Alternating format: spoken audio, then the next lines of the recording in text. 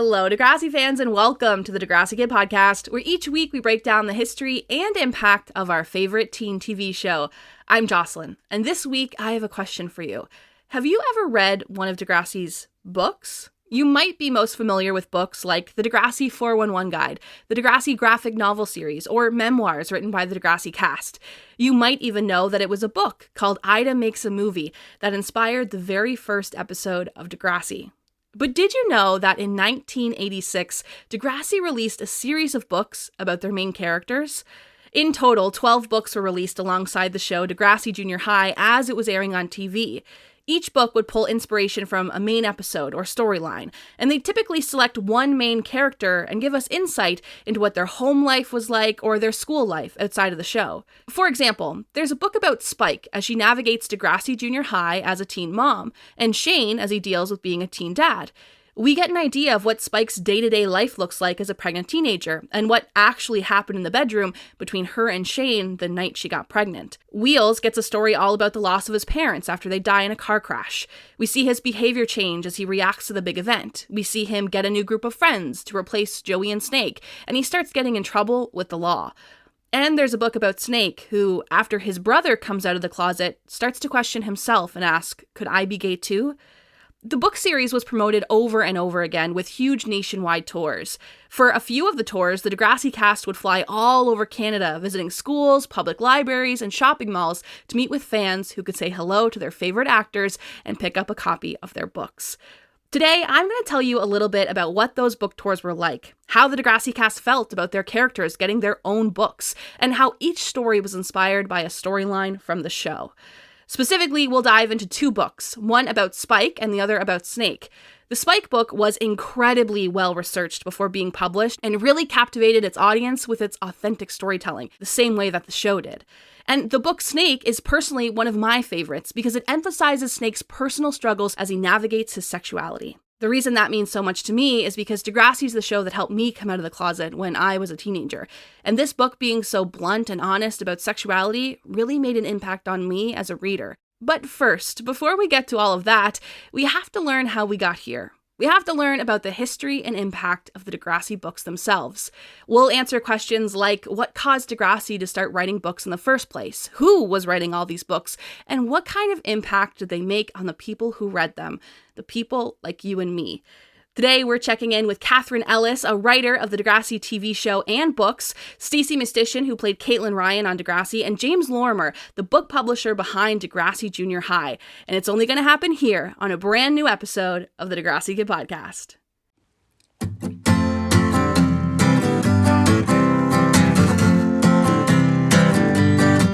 All the kids should be there for you. Whatever it is, you know she'll pull through. Whatever it takes, or whatever it takes, kids got you. It all started in 1986. The Kids of Degrassi Street had just finished airing, and it was a huge hit. Their final episode, called Griff Gets a Hand, had just won the show's first Gemini Award and International Emmy Award for dealing with the topic of grief and loss at the 6th grade level. There's no doubt that Degrassi was the first of its kind to take these adult topics and make them accessible to kids. The show was also extremely popular. By this point in time, it was already airing in 26 different countries, including places like Scandinavia, Hong Kong, and Malaysia. And Degrassi was competing in international film competitions in the children's category. But even with all of this success, it was actually never a part of the plan to turn the Kids of Degrassi Street into a book series. Linda and Kit had a lot on their plate. The Kids of Degrassi Street had just wrapped up filming, and they were already moving on to Degrassi Junior High. They were already casting the series at this point. In their minds, the original series was done, and they just had no experience with making books. I mean, they just learned how to make a TV show in the first place. Taking on a book series just never crossed their mind. It wasn't until a conversation that happened completely by chance. One night after a long day of working on Degrassi Junior High, Linda Schuyler went out to a networking party and ran into James Lorimer. James had just happened to be the founder of a book publishing company, and they were looking for their next story. Linda and James struck up a conversation and promised to keep in touch. That chance encounter led to more and more conversation, and Lorimer was able to work with Linda and agreed that they should buy the rights to publish The Kids of Degrassi Street as a book series, a series that they're still publishing almost 40 years later. And at the same time, Kit Hood, who was the other co-creator of Degrassi, had established this incredible connection with a children's book writer named Eve Jennings. If you get your hands on one of the Kids of Degrassi Street books, you will see her name all over them. Eve Jennings wrote children's books like The Mind Kid Kidnap and Colonel Cornflake Circus, and she had a strong understanding of what Linda and Kit were trying to accomplish with their show. So she was the perfect person to be connected with when this opportunity came up to publish The Kids of Degrassi Street as a children's book series. But how did Kit Hood make this incredible connection that just fit the show so well? Well, Eve Jennings is Kit Hood's mother. If you're a super fan of Degrassi who's into spotting cameos in the show, you can actually see both of Kit's parents a number of times in the series. But one standout moment is in a Degrassi Junior High episode called Great Expectations. Joey goes to the drugstore to buy condoms, and the cashier pulls that classic prank of calling for a price check just to embarrass him. Let's listen into that scene. I thought these were on special. Special? $4.99 down from $7.99. Let's find out. Price check. No. It's okay. I don't mind paying more. Really. Yeah, boss? Could you get me a price on these? I think they're on sale. Please, I want to pay $7.99. Come on. Won't take a minute.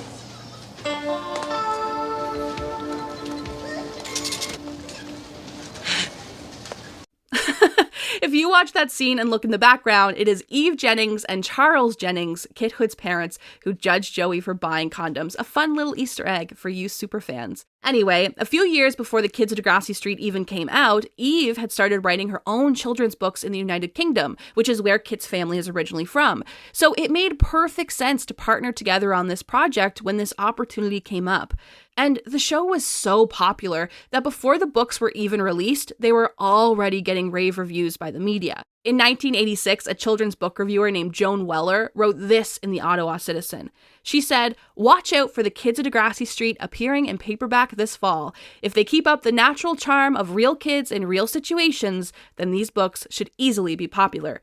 Janice Kennedy, an entertainment journalist for The Gazette, said that the books are an entertaining substitute for youngsters who just can't wait till the next Sunday episode of The Kids of Degrassi Street. And The Province, a newspaper in British Columbia, pointed out that the book series comes just in time for Christmas. I would have loved to wake up with one of these books in my stockings on Christmas morning, I'm just saying. To give you a time frame of how quickly Degrassi was pumping out these books, the first book was released in 1986, and their eighth and final book was released only 2 years later in 1988. And that's not all. They were pumping out these books so fast that in the middle of all of this, they had already begun a brand new book series about your favorite characters on Degrassi Junior High.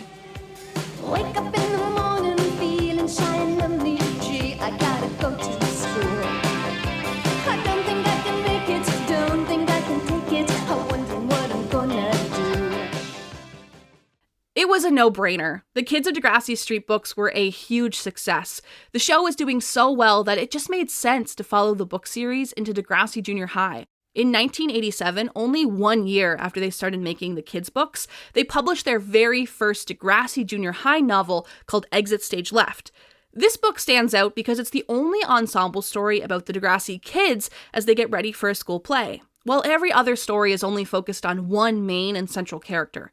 In this book, Stephanie K believes that because she's student council president, she's a shoo-in for the lead role. Joey believes that if he can just get any role in the play, Stephanie will finally give him the attention he deserves. And LD is so worried about her dad's health condition that she can't focus on the play at all. Overall, this book feels more like an episode of Degrassi because it checks in on a few characters at the same time. However, in a book format, that can start to get confusing, and some people who read the book felt like the Degrassi characters in the book didn't feel like the Degrassi characters on TV. But of course, many others loved it. But that discrepancy might be because the author, William Pasnak, was one of the few writers who had no connection to the show at all. Most of the books were written by Degrassi's research team and writing team who were familiar with the Degrassi characters and the tone of the show. One of the best and most positively reviewed books is Spike by Loretta Castellarin and Ken Roberts. This was the third book in the Degrassi Junior High series. Loretta Castellarin was actually the lead researcher on the episode It's Late, where a 14-year-old Spike has sex for the first time and finds out that she's pregnant. In this episode, we're going to dive deep into Spike's book because it's one of the most positively reviewed from the entire series and it still holds up today. Let's dive into the Spike book and ask a few questions. Why did the book receive such positive reviews, more so than any others in the series? How did parents react to a story about teen sex and pregnancy being marketed to their 11-year-old kids? And what was it that led Loretta Castellarin to land a job at Degrassi in the first place? Hi, I'm Amanda Steptoe. Like you, I read to find out what's going on around me. The National Library and CBC are sponsoring Read Up On It to promote Canadian books. Check it out at your local bookstore and library or write this address. One of the standout parts of this book was the cross-country tour that followed. Amanda Steptoe, who played Spike on Degrassi, visited almost every Canadian province from coast to coast to promote this book. And she was interviewed by nearly every major newspaper in the country. Her face and her story were everywhere. But one story I found fascinating was how Loretta Castellarin, the writer of this book, got connected to Degrassi at all. In the 1980s, she had done an interview for a business magazine about overeducated labor workers in Toronto. This period of time was basically a turning point in education, where getting a bachelor's degree didn't mean anything anymore. And most people who had a degree in science, sociology, or economics were minimum wage workers, working part-time jobs instead of doing work in their research field. And that was the case for Loretta Castellarin. Before she worked on Degrassi, she was a 28-year-old factory worker with a degree in Italian literature and languages. She did an interview about how worried she was that by doing this dangerous and laborious job over and over again, that she'd lose all the work she put into studying, and her mind would go blank. She said, "Working with your mind is like an athlete keeping his body in shape. You have to exercise it. If you don't, you might lose it." So to keep herself sane, she signed up for a night class about magazine writing. One of her assignments was to write an article about Playing with Time, that company that made that Degrassi show. The article wasn't even really going to be published anywhere, but Loretta had such a good time doing research for her project, and she said she felt right at home when she visited the Playing with Time production studio. When she was there, she connected with Sari Friedland, the production manager at Degrassi, who felt like she fit right in. So she told Loretta about an upcoming researcher position and encouraged her to apply. So she did, and Loretta was hired as the lead researcher for It's Late, the episode where Spike finds out she's pregnant. The episode that went on to win an International Emmy Award and set Degrassi up for a whole new generation with Emma Nelson and her friends Manny, JT, and Toby as they explore Degrassi. But back in 1986, Loretta got hired on and began researching teen pregnancy. The first thing that she did is looked at published material about teen pregnancy, what kind of information or statistics are out there, and what kind of information Health Canada and local clinics were handing out to real teenagers who needed help. Then she turns to professionals who are educated in the field of teen pregnancy. She has conversation with them and understands what types of things they see or what kind of people they meet in their day-to-day jobs. And finally, Loretta finds real young people who are actually pregnant or who are actually teen mothers and asks them about their very real and lived experience. For example, through published material and talking with professionals, Loretta was able to learn that 79% of teen mothers were single and that the father was not in the picture. Then, personal stories with real pregnant teens would allow Loretta to get access to the real life that they experienced. She was able to talk openly about abortion, about the decision to have sex, and what was the reason that the baby's father wasn't in the picture. This research helped influence certain decisions in Spike's storyline on TV. For example, Loretta was shocked to learn that over 50% of pregnant teenagers at the time chose to go through with a live birth versus abortion, but they still considered it as part of their choice, which Spike does in the show. Loretta learned that over 85% of teens did not consistently use condoms and were often pressured into sex by their partners, which happens to Spike. And Loretta learned about the multitude of myths that made teenagers believe they couldn't get pregnant. Here's a montage from the Degrassi Talks episode called Sex, where teens from the 1990s share the myths that they believed in at the time. Have you heard of any myths about avoiding pregnancy? Any? What? Stand up after sex. Yeah, you could never get pregnant in a swimming pool. If you jump up and down after, or you have a shower, a cold or something, shower yeah. to freeze the sperm or something. If you bath in Coke, like Coca-Cola Classic, Mm-hmm. you won't be pregnant. Really? First time you have sex, you can't get pregnant. That's pretty interesting. I've had sex once, and that's with the baby's father. Loretta said that one of the hardest parts about doing research on teen pregnancy was understanding how she could turn it into a compelling story for TV. Statistics on teen sex are boring, she said. I had to find a way to make it interesting without sensationalizing the topic. To see how Loretta did it, let's listen into this scene between Spike, her mom, and a customer in her mom's hair salon, where they echo those same myths about teen pregnancy in a way that doesn't feel so boring and educational. Mom? Yeah. Some friends and I were talking, and someone said you couldn't get pregnant the first time you had sex. You want to bet? They say 1 in 5 girls gets pregnant the first time. It's amazing what some people believe. Like, you can't get pregnant if you stand up immediately afterwards? Not true. Or you can't get pregnant if you keep your eyes closed. All these myths. I wish someone had told me the facts earlier. I was 17 when I had this one. I always dreamed of going to university, but I had to leave school and go to work. Well, your Christine's a good girl. You can be sure she's going to university. Loretta said that young girls at this age are just beginning to feel their sexual urges and explore them. We wanted to show the realities of that. Most young girls don't know what to expect the first time they're with a boy. There's a prevalent myth that you can't get pregnant for the first time. And honestly, you don't even have to like it or enjoy it to get pregnant, which most girls might not know. So what does all of this TV research have to do with the book about Spike? Well, Loretta did hours and hours and hours of research for this 22-minute episode on teen pregnancy. Loretta's research helps shape certain decisions in Spike's storyline. For example, because of her research, Spike would contemplate all of her options with pregnancy, adoption, and abortion, but ultimately decide to give birth, because statistically, that was most common for teenagers. Shane would not be a father who's active and in the picture, because statistically, that was most common for teenagers. And Spike would be pressured into sex without a condom, because statistically, that was most common for teenagers. But Loretta learned a lot of information that couldn't make it into the episode. What was it like to balance school and pregnancy? How did teen mothers balance school and childcare? What was it like in the room when Spike had sex for the first time? They couldn't cover that in one TV episode, either because they didn't have enough time to tell the story, or, you can't really show what it's like for kids to have sex on TV. So when the opportunity came up to write a book about Spike, Loretta was the perfect fit for the job. And they partnered Loretta with an experienced children's writer named Ken Roberts. Loretta said, when we came around to do a book about Spike, I had a strong sense of what teenage pregnancy was really like, and I was excited to do it. I had a tremendous feeling of responsibility to the reader to treat them with respect. I didn't want to mislead or romanticize Spike's story. I felt like I was the perfect person for the job. Earlier in an interview with Catherine Ellis, we spoke one-on-one about the duality of writing for books and writing for a TV show. On one hand, you have pre-established characters like Spike, which makes it easier to write for them. You already know their personality, you already know how they'll react in most situations, and you already have a sense of who their friends are and what they do at school.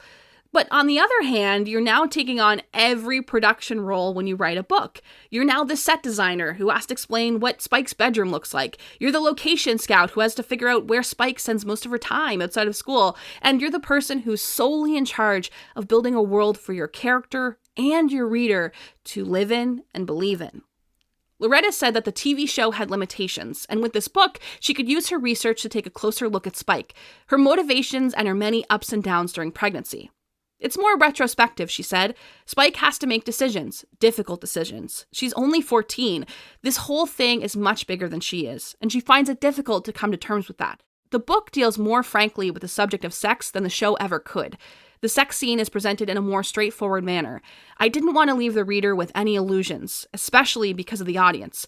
It was important to be honest with them, not to tease them or have them wondering what happened. An entertainment journalist named Bob Remington described the book as everything you always wanted to know about sex, but didn't get to see on TV. The book shows you how Spike and Shane didn't really mean for things to go so far, and that the sex only lasted a few seconds before they were interrupted by a friend knocking on the door. Remington said, the bedroom scene reads almost like a prepubescent trash novel, but there is more to Spike than the preteen titillation. The book gives a sensitive rendering of the consequences of sex and the trauma of teenage pregnancy. There were some parents who were also upset over this novel and said it was too controversial for children. They felt it was inappropriate that Spike's book was being marketed toward kids who were age 11 and up, especially because it featured a graphic sex scene between two children.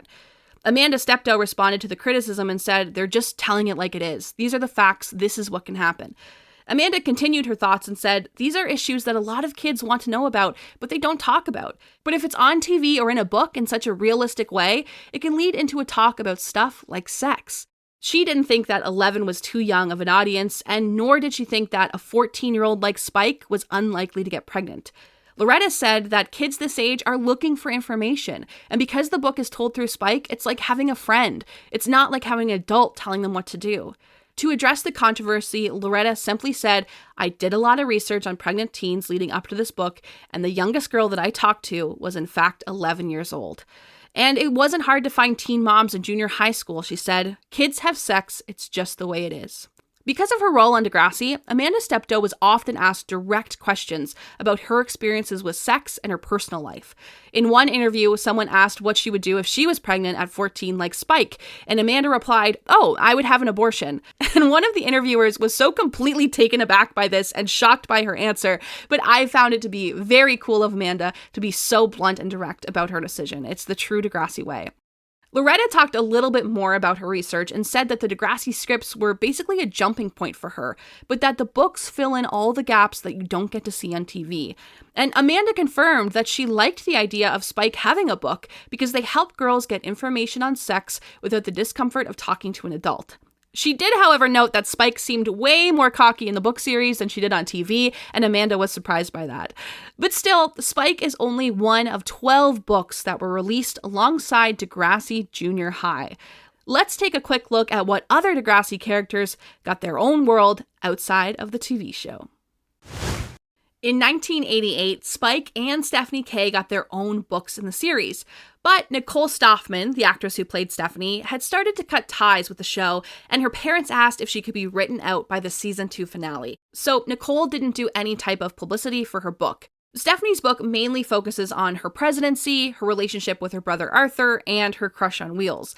It doesn't stray too far away from the show itself, but does give us new insight into her personal relationships and her home life. Then, in 1989, they released 4 books back-to-back about Melanie, Joey, Shane, and Lucy.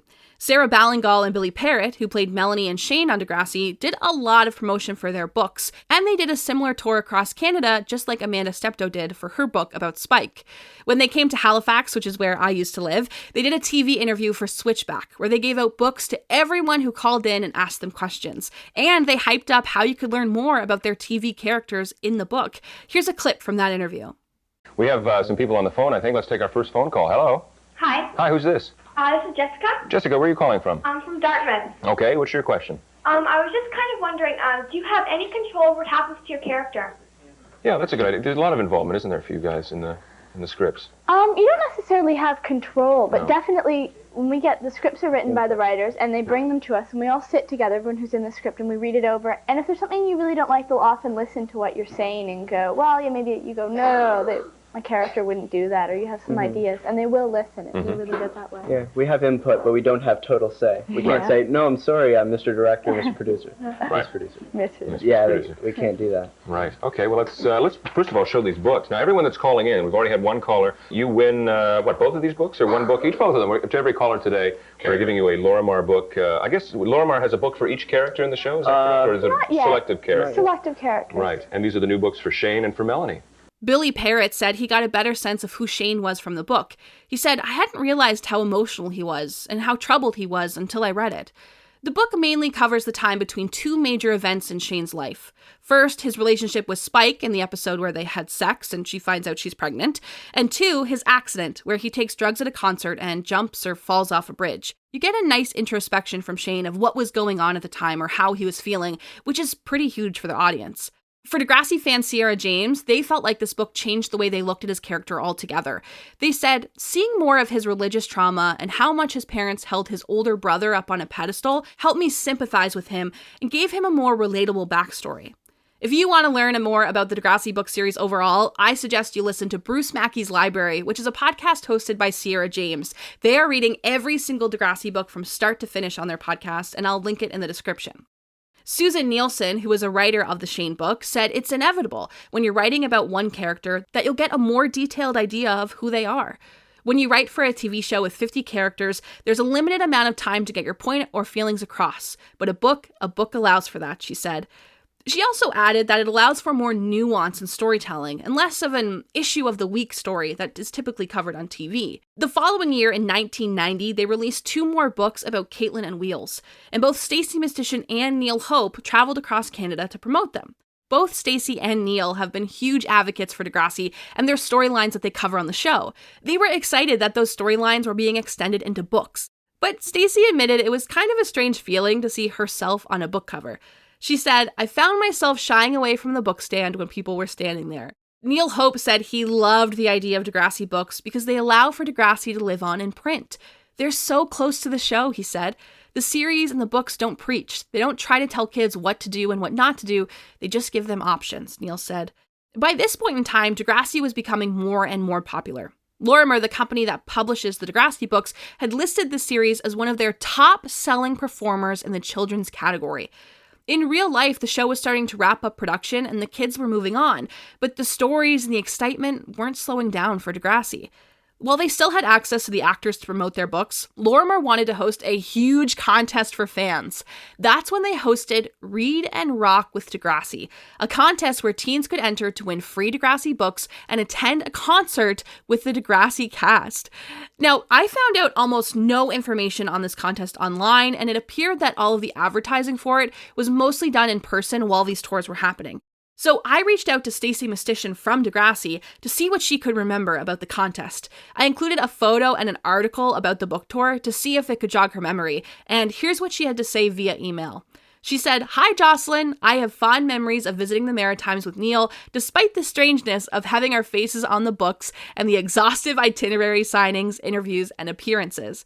I had completely forgotten about the contest, and I still kind of forget, actually, but I found a schedule update that I was meant to meet with Amanda Steptoe, who played Spike, and the winners of the Read and Rock tour for a Vanilla Ice concert at Ontario Place. How could I possibly forget going to that? I have no idea. It says Saturday, August 24th. I hope that helps." Thank you so much to Stacey Mistysyn for helping me out with that. I had found absolutely nothing about this contest, and on a whim I emailed her and she got back to me right away. So thank you so much, Stacey. How cool of her to share this little tidbit of info from a planner that she had from over 30 years ago. Also, can you imagine going to a Vanilla Ice concert with Spike and Caitlin from Degrassi? That is like just the coolest contest ever. Congratulations to whoever won that. Now, the Wheels and Caitlin's books were also very well done because they were written by people who were very close to Degrassi. Susan Nielsen was a writer on Degrassi Junior High and Degrassi High and also appeared in the series as the janitor Luella Hopkins. You'll remember in the Christmas flashback episode, she's running around the school trying to fix the furnace, calls Joey a goofball. Well, she was the one who wrote the book about Wheels. And Catherine Dunphy was a journalist at the Toronto Star who had a close relationship with the people at Degrassi. She wrote the book about Caitlin and later the book about BLT. What's interesting is this past December, I was at a party at Linda Schuyler's house, and after about 15 minutes of chatting with a very kind woman, she introduced herself to us as Catherine Dunphy, the writer of these books, and I got to tell her how much I love the series and that I was doing research for it. So that was very, very cool. Shout out to Catherine Dunphy. But for now, let's go back to 1991. When Degrassi released their most controversial book yet, a book that had a very frank discussion about teenagers, sexual urges, and homosexuality. Classes weren't canceled. That's not why I'm home. Yeah? The reason I came home is to tell Mom and Dad and you I'm moving out of the dorm. Yeah? Yeah. Into a nice apartment downtown with a good friend. Someone I care for very much. Sure. Oh, I get it. You're moving in with some girl, right? No. It's a guy. His name's Greg. So? He's gay. What are you living with one of those for? I'm gay too.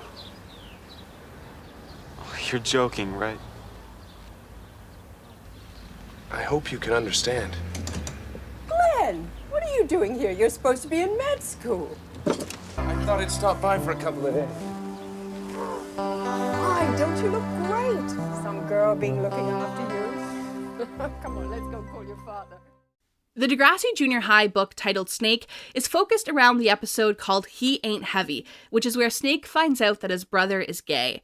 The book takes you through a series of months as Snake processes this information, and they're able to do a few things in the book that they just weren't able to do on TV. And a fair warning, this portion will contain huge spoilers for the Snake's book story because it's my favorite and I want to talk about it. In the show, Degrassi opens the episode with an exercise about HIV/AIDS. Mr. Rodriguez guides them through an exercise where everyone goes around the room and shakes hands with each other. It's revealed in this fictional scenario that Snake has AIDS, and everyone who has shook his hand has come in contact with the virus, and everyone who shook their hands also came in contact with the virus. Snake's friends like BLT and Shane make fun of him and call him a homo. Let's listen in. Hey,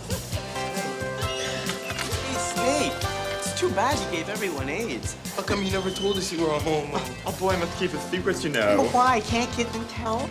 You want to hold my hand, fella? Sorry, you're not my type. Oh, stop it. You make a beautiful couple. You know, we should go to the ball together. We could dance with all the boys.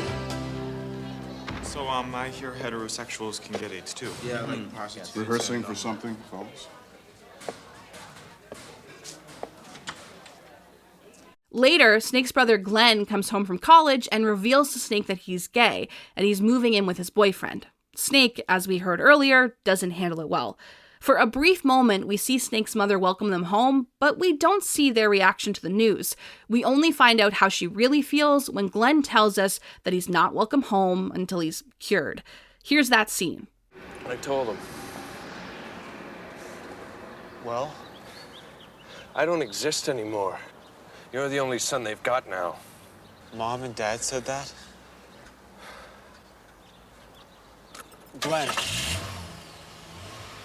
I'm sorry for the way I acted. But it's weird, you know? I know. I'm not gonna be like you, am I? I mean, we're related. Relax. Just because I'm gay doesn't mean that you're going to be. It just doesn't work that way.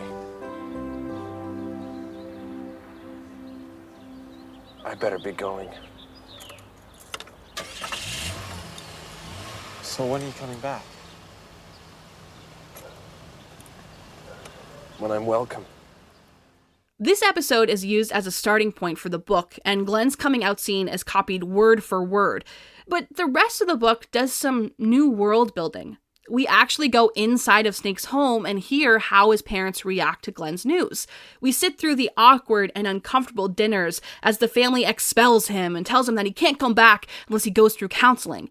And we watch as Snake retreats from this uncomfortable conversation into his bedroom, a room he used to share with Glenn when they were growing up. And he sulks quietly to himself, wondering why would Glenn do this to them? We learned that Snake loved his brother so much that he hadn't changed a single thing about their shared bedroom since he moved out to college. And now it seemed Glenn was never coming back at all. We also meet some new characters like Tom Schneck, who is a homophobic bully that picks on Alonzo, a new friend to Snake. Tom often calls Alonzo a queer and a fag and bullies him in the locker room while they're all getting undressed. Alonzo never confirms or denies his sexuality, and the reader can look into that however they'd like to. But for Snake, this only adds to his confusing feelings about boys. One night, Snake is dreaming about kissing this really hot girl at school. Then she turns into Alonzo, and Snake doesn't want it to stop. Later, Alonzo brushes against Snake in the locker room, and Snake gets unexpectedly aroused. He's not sure what to make of it, and starts to question, if my brother is gay, does that mean I'm gay too? Later, Snake and Alonzo get into a fight. Snake asks why Alonzo isn't upset when the other guys call him gay. Why doesn't he just end the argument and confirm that he's not? Alonzo says, because it doesn't matter.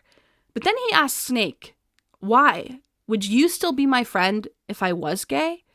Snake doesn't say anything, but after a really long pause, Alonzo gets his answer. He gets upset with Snake, calls him a bigot, and tells him to enjoy his friendship with Tom. They'll get along great because they're so much alike. They're both bigots. And the thing is, Snake really does want to impress Tom. Tom is the captain of the boys' basketball team just like his brother Glenn was. And Tom is friends with all the other popular kids at school, just like that really hot girl that Snake had a dream about. One night, Snake joins them for a night out. Little does Snake know that Tom and his friend's idea of a good time is going down to the local gay bar and waiting for men to come out so they can taunt them. At first, Tom throws insults at them and calls them slurs, and he tells them that they better run. But quickly it escalates even further to gay bashing, where Snake watches Tom kick a gay man in the stomach and punch him in the face and call him a fag. Blood goes everywhere, and soon the man stops fighting back. Snake thinks about how that man could have easily been his older brother Glenn, and he decides to go visit him. But first, before he runs away, he decides to confide in his friend Joey, whose immediate reaction is to feel bad for Glenn and what he must be going through. This conversation convinces Snake that he's making the right decision to go visit his brother, so Snake travels to see him in secret and also meets his boyfriend Greg. Snake is hesitant at first and very nervous to meet him, but then they strike up a mutual understanding. When Snake gets home, he reveals to his parents that he secretly went up to meet with his brother Glenn in university and insists that they let him come back home, which eventually his parents do. When Glenn visits, they share their old room again, and Glenn helps Snake through his confusing feelings of sometimes thinking about girls and sometimes thinking about guys in the exact same way. Snake says, "Sometimes I'm really attracted to girls, but sometimes I feel attracted to guys." And Glenn replies, "It's natural to have those feelings. Whether you're gay or straight, the important thing is being happy and being yourself. And in your case, whoever that turns out to be, I'm pretty sure I'm gonna like him." Snake asks Glenn if he's ever worried about things like gay bashing, and Glenn replies, "I just have to live my life as who I am. I'd rather be out and happy than miserable and in the closet." Later, Snake makes up with Alonzo, and the two become friends again, and Snake confirms that if Alonzo was gay, he would still be his friend. Oh, it's my favorite book for a reason. It's such an honest and authentic and real look at what exploring your sexuality can look like from a teenage point of view. Something that you just couldn't do on television, not in the 80s, and definitely not about young kids. When writing the book, Susan Nielsen said, "Writing these characters for books offered a real challenge and a chance to rethink the characters that she played a part in developing for TV. You have to create a lot of original stories for the characters. For a TV series, you can't always show what happened between one event and another. In a book, you can fill in the blanks, and sometimes the insight you offer can change the way you look at a character," she said. What's incredible about this book is that it's only one avenue in which Degrassi advocated for education around homosexuality. Around the time that the books were being released, Degrassi was also partnering with government health officials and released a Degrassi health curriculum guide. In schools, they'd watch the episode called He Ain't Heavy and discuss what it meant to be gay, how it may feel to come out, and the dangers of gay bashing. One thing I thought was interesting was that they encouraged young teens to talk to adults about the issue. One section encourages kids to ask their parents about outing politicians, outing celebrities, or outing people you may personally know. What's their opinion on it? I think this question in particular is interesting because outing has changed so much over the years. And even though we've become more accepting of queer people, outing is still something that happens in the media all the time. When this book came out in 1991, one of the biggest pieces of news at the time was that George Michael was a homosexual. He was a singer in the band Wham! And was thought to be straight because of how attractive he was to women. But unfortunately, he had been set up to be publicly outed with the intention to ruin his career and show that he was a liar. George Michael was caught having sex with a man in public, and that man turned out to be a police officer who was tricking him into committing a crime and getting arrested. This controversy forced George to come out of the closet in front of the whole world before he was ready to. And as queer people became more and more open about their sexualities, this didn't change. In the 2000s, Perez Hilton, who actually appeared in the Degrassi Goes Hollywood movie, openly pressured men like Neil Patrick Harris and Lance Bass to come out before they were ready to. Perez's public stance was that he was actually helping the queer community. He said, "If I have to pull people out of the closet kicking and screaming, I will. It's the only way we're going to get visibility in the gay community." He said, "Look at Ellen, look at Rosie, it's okay to be gay now." But ultimately, he was an openly queer man targeting other people on a public platform. Most recently, Kit Connor was an actor on the show Heartstopper. He played a queer character and was later seen out in public in real life holding hands with a girl. The public became upset and accused the show and the actor of queerbaiting them, which is when you pretend something is gay to get more attention, but never actually confirm that something is queer, therefore not actually being queer representation. Kit came out in a Twitter post that read, "I'm bi. Congratulations on forcing an 18-year-old to out himself. I think you missed the point of the show." And even today, mega stars like Harry Styles and Taylor Swift are constantly having their sexuality scrutinized.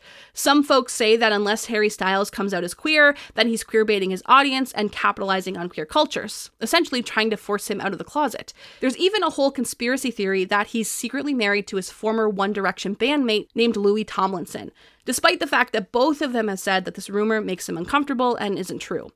Some folks openly debate Taylor's sexuality so much that there's an entire section of the fandom called Gaylers who believe that Taylor Swift is secretly a lesbian and her relationships with men are just a publicity stunt. It's interesting that we've become so accepting of gay people that now we're angry if people stay in the closet or if people aren't gay. Whereas before, people were arguing that it shouldn't happen at all, or it should only be talked about in the privacy of your own bedrooms. Though I would like to openly speculate on the sexuality of all the male police officers who signed up for a job where they had to trick men into having sex with them, and then say, "See, he had sex with me, we got him, he's gay. Not me. Those men are gay." I will speculate about that. Anyway, back to Degrassi. If you want to hear me and a bunch of Degrassi fans discuss this book, you can visit patreon.com/Degrassi Kid, where we hosted a 3-week book club together. It's a good listen. And also, I am someone who sometimes joins in on the Harry Styles and Taylor Swift fandom debate, so no judgment there. One thing that we did in the book club together is take a look at queer media and what was happening in the 1990s. Most times, queer stories were told by guest stars who came in for 1 episode or 2 episodes. It was never the main character, which, to be clear, Degrassi is also guilty of this at the time. We never see Snake's brother ever again after this episode. He's not even mentioned. In most TV shows at the time, including Degrassi, the main characters are left to simply react to the gay people who are around them. Most times, they're a punchline for a joke, or their sexuality is used to induce shock and fear in the audience. For example, in an episode of Matlock, which was a show that was very popular in the 90s, it's revealed that the female murderer of the episode is actually a cross-dressing male who is suffering from identity confusion. In movies like Sleepaway Camp, the main female murderer is revealed to have a penis, which immediately explains why she's so crazy, right? And that's not new. Queer and trans people are often used to push moral panic. In the 2010s, there was a huge speculation around Lady Gaga. She was often seen as being a bad influence, and because of her weird and outlandish behavior, the media spread rumors that Lady Gaga was secretly a man with a penis, and therefore, she was lying to all of us and couldn't be trusted. Here was her response to that on Anderson Cooper. There was that rumor that you had a male appendage, that you were a hermaphrodite, and you joked about it on the stage last night. Maybe I do. But it's interesting. Would it be so terrible? But it's interesting. A lot of artists would immediately put out some sort of a statement saying this is absolutely not true.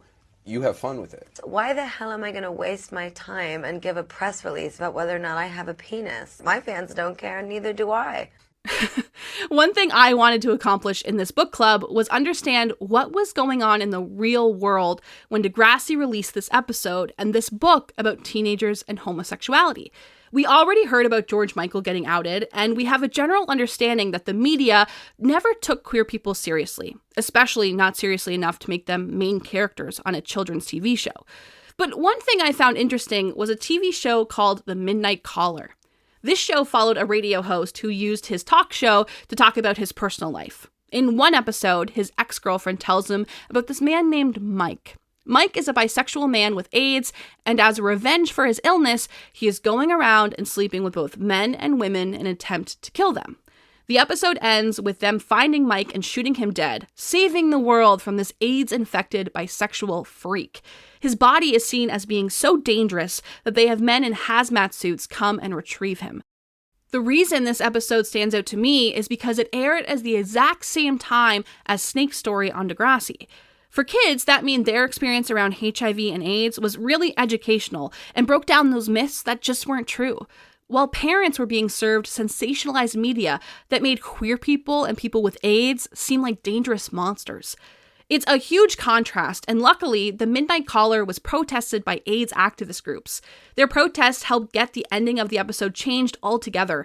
Mike was no longer going to die and be carried out by men in hazmat suits. So, how did they do that? Well, they stood outside of the studio that made the Midnight Caller and made as much noise as possible. This meant that it was impossible for them to film the show.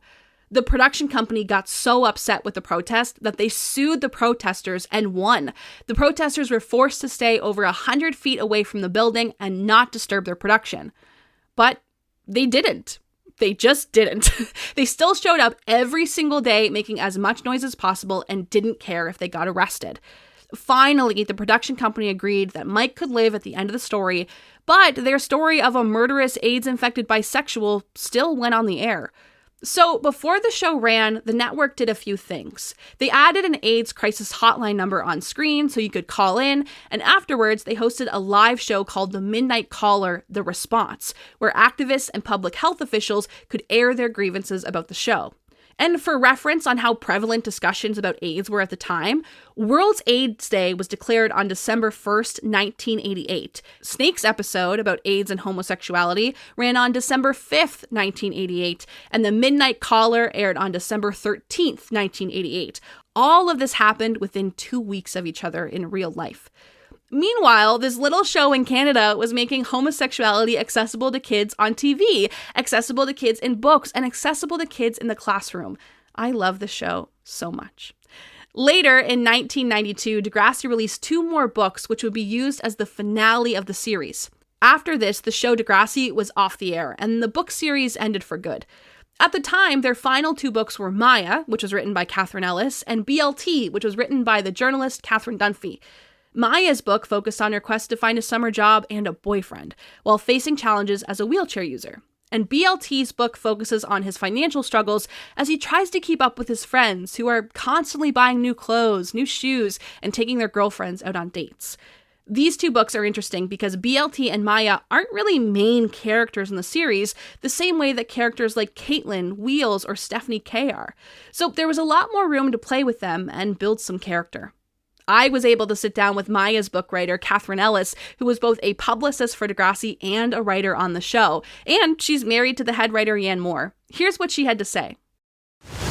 You also, in terms of writing, on top of writing episodes, also wrote books for Degrassi. You wrote 2 Degrassi Junior High character books.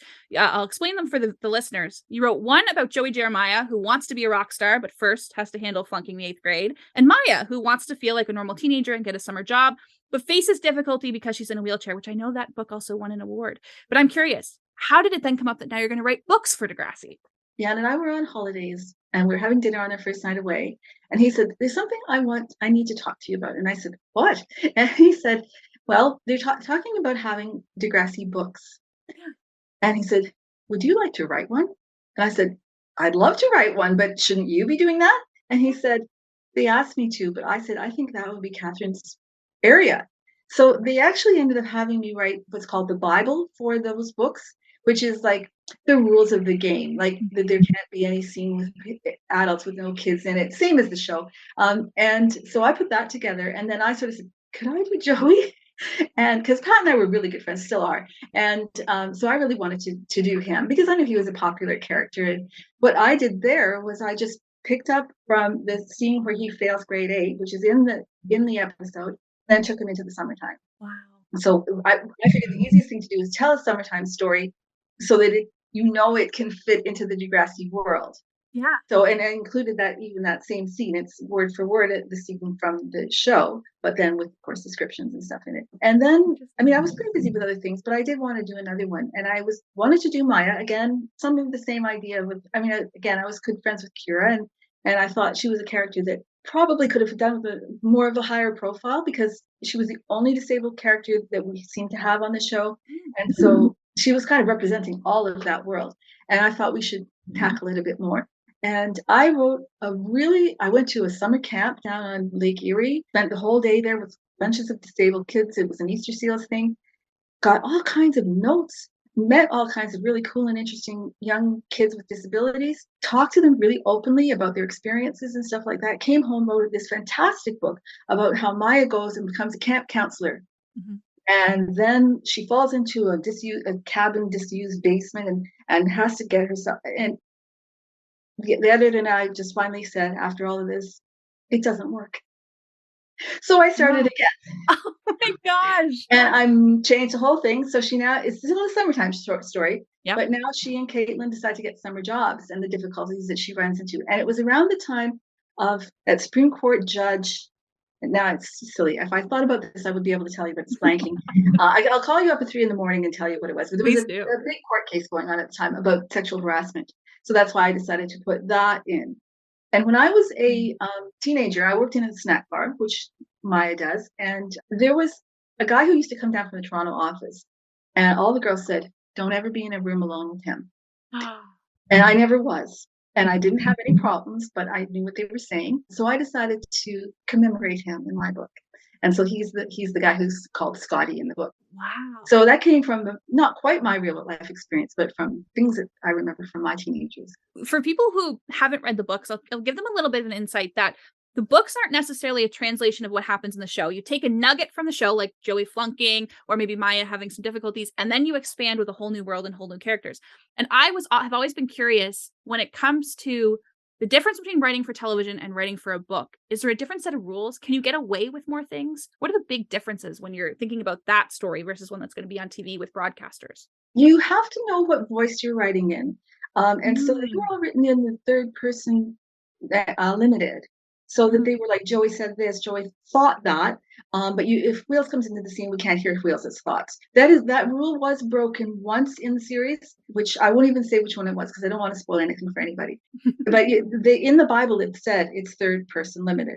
So that was one of the main rules. So you have only the thoughts of your character, but all the actions of everybody, but only that person's response to everything. And that is a little different from a movie where you don't have anybody's interior. Because in a movie, you're always looking from the outside. Right. You can guess what they're feeling by how they react, what their facial expression is, but you don't know what they're thinking. Whereas in a book, you can write down, Joey was really upset. His mother had never said something like that to hurt him before. Yeah. And where we can only get that from Pat's acting and the director's choices and editing, of course. So you have to make sure that the audience can figure it out when you're writing a script, because you want the director to figure it out and make sure that he gets that from the actor and from the scene. I have to say a huge thank you to Catherine Ellis for doing this interview with me. She was a huge help in helping me understand the history of the Degrassi books and the timeline. So thank you, Catherine. But one thing we haven't talked about yet is the impact of the Degrassi books. How popular were they, and who was reading them? While doing research for this podcast, I reached out to James Lorimer, the owner of James Lorimer Publishing. You'll remember back in 1986, he met up with Linda Schuyler at a party and worked with her to develop a Degrassi book series deal. A book series that is still being published today. When I spoke to James, he said, one element of the Degrassi books that you may not know is that they were very widely translated in countries where Degrassi was a hit on TV. The Danish publisher once told me that he had been able to buy a house based on the sale of these Degrassi books. In Danish, that's insane. These books were also reprinted numerous times. In 1990, ABC, a network in Australia, bought the rights and reprinted them for their market. If you try to find a Degrassi Junior High book today, these are likely the books you're going to find on reused and reseller websites. And in 2006, they printed the books with new covers due to the success of the Degrassi The Next Generation series. And there were a few small changes as some editions of the books. Last year, I was able to speak to Linda Schuyler about the book series, and our Degrassi superfan Sierra James was able to ask Linda about the Degrassi Junior High series directly. Sierra, where are you at in the world? I'm from South Carolina. I've read a lot of the character books, and I found out about them from Jocelyn's podcast. One of the episodes, Jocelyn mentioned Snake's book. I was wondering, have you ever thought about reprinting them and maybe updating them with later storylines for some of the characters, especially the ones who didn't make it onto TNG, such as my favorite, Melanie? Well, I don't mean to pass the buck, but I don't own that intellectual property anymore. That intellectual property is owned by Wildbrain. I do think it's an interesting idea. Please do this if you can. If you can make this happen, I swear I'd cry a lot. It'd make me so happy. Happy tears. Happy tears. Yeah. The earlier they have different publishers as well. It's not a clear-cut, easy fix, but I certainly hear what you're saying, and I certainly will pass that on to the folks at Wild Brain, because I'm not sure that it would be terribly expensive to at least reissue some of the ones that were out there. It would be fun, wouldn't it, to have some more written to fill the gaps from the TV show as well. Yeah, no, you know what? I'm definitely going to raise, I can't tell you I can get a solution or a quick answer, but I'm definitely going to raise it with the folks at Wild Brain. I think it's a very good thought. Thank you for that. Thank you so much. Oh my gosh, it's an honor. I am very excited to hopefully, I mean, that would be great because I would love to host more book clubs as well. But one of the things that I love is how much deeper the books go behind the scenes. And with Degrassi now being on so many streaming platforms. I mean, now we have Degrassi on Amazon Prime. We even have The Kids of Degrassi Street. I can see the popularity of those books coming back. And what I'm excited for the book club is, after reading your story about Bruce, that gave me such a different insight to Snake's story, because he gets invited. I'm not sure how much you remember the books. It's been a while now, but he gets invited to go on a gay bashing adventure and deals with that struggle because of his brother. And I can't wait to have book club and talk about how that's reflected, how it's a reflective of the times and able to do things that broadcasters aren't necessarily able to do. So I know I'm excited for the books to come back. I do own all of them, but that's because I'm Jocelyn. No, you've made me think, you guys. As I say, I'm not the solution maker, but I can certainly ask questions, and I'm gonna be sure to pass that along. Awesome. Thank you, Linda. This was so exciting, but what was even more exciting was when I reached out to James Lorimer himself, and I was met with a pleasant reply. He said, "Hi, Jocelyn. Linda's told me about your podcast, and some members at our distribution company, Formac Lorimer Books, are in the midst of a project to make Degrassi books more visible and discoverable on the web. So I've copied them on this email." That was so exciting. I can't believe after doing all this research about the books, I reached out to him and he said, "Hey, I know who you are. Linda's told me about you." And since looking at their website, it looks like a lot of their books are currently in reprint and being re-advertised. So it'll be interesting to see what happens. But not as interesting as this. The Lost Book of Degrassi. If you're a Degrassi superfan, you might know that there's a 13th Degrassi book about Arthur and Yick. Back in 1988, Lorimer announced it as part of their upcoming book selection, and then nothing happened. Nothing came out. There was no press release to say the book was canceled, there was no follow-up to the story, and there was definitely no book that was released. For 40 years, Degrassi fans have wondered, why was the book canceled? What was the book about? And how come no one had ever seen it before? That is, until now. After 40 years of having absolutely no information about this long-lost Degrassi book, I found it. I did the work, I made the connections, and I went through hours and hours and hours of research, and I found the lost 13th Degrassi book. And I'm going to share it with you in the next episode of the Degrassi Kid podcast. We're going to learn what the book was about, who wrote it, and whatever happened behind the scenes to make it get lost in time. And I'll share excerpts of the books that have never been released before. If you want to help me with my Degrassi research, you can visit patreon.com/DegrassiKid, where your monthly support goes towards funding research, making connections, and building this podcast. This honestly is, for me, one of the pinnacles of my Degrassi career. This is a piece of lost media that's been missing for longer than I've been alive. And after months and months of research, I finally get to be the one who presents it to you. This is a proud accomplishment. But for now, let's wrap up our thoughts on Degrassi's book series and say thank you to those who are supporting me on patreon.com/DegrassiKid.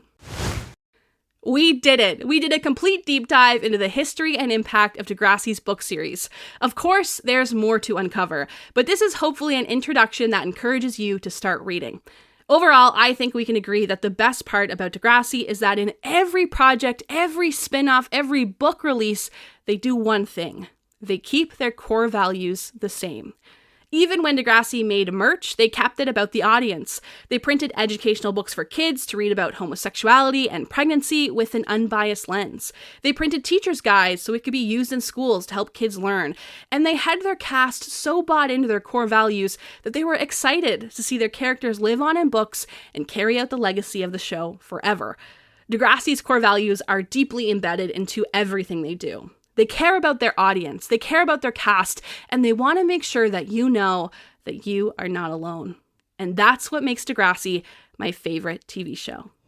I want to say a huge thank you to all of our brand new Patreon subscribers who joined during our anniversary month in April. We're saying thank you to Neil Bamford, Carolina, Angie Mick, Taylor, Vinyl Anderson, Raven Doucette, Nessa, Kia, Casey Fry, Emily Rieneman, Darcy, Ashley Thornton, Melanie Bolden, Alyssa Kaczynski, Bridget Gates, Zach Page, Sam Penny, Christopher Stevens, Erica Bolt, Alyssa Lara Luarez, Morgan McLaughlin, and Rachel Jackson. Thank you so much for helping my dreams come true. You are amazing.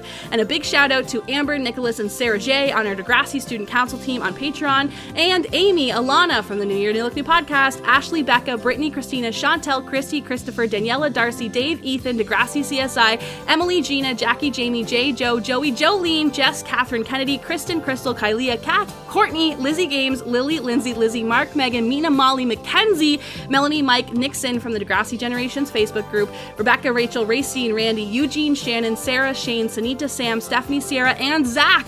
A huge thank you to our editor, Evie Bassini, for making this episode possible. We will see you guys next week as we uncover the lost world of Degrassi's 13th book. I love you. Bye.